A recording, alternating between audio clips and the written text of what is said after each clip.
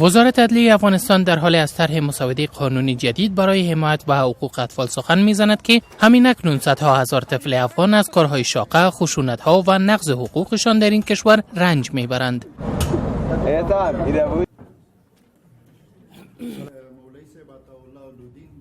می‌خوایم شما را اطمینان بدم که این قانون با رعایت کنوانسیون حقوق طفل و سایر پروتکل‌های اختیاری از او تهیه شده و از قوانین کشورهای اسلامی از استفاده شده. صدها هزار طفل افغان همین حالا در حالت ناگوار حقوق بشری به سر میبرند. به دلیل فقر کارهای شاقه را انجام میدهند، با خشونت‌ها و استفاده سور روبروند و حتی در برخی موارد معلمین و خانواده هایشان حقوق آنان را نقض میکنند. محترم کمیته تکنیکی که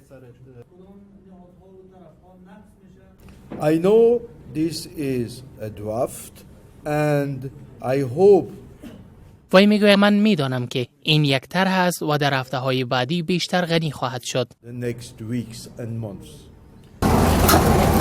آقای جان از تلاش‌های حکومت افغانستان در این راستا حمایت کرده میگوید که این کشور در راستای حمایت و حقوق اطفال دستاوردهای زیادی داشته است.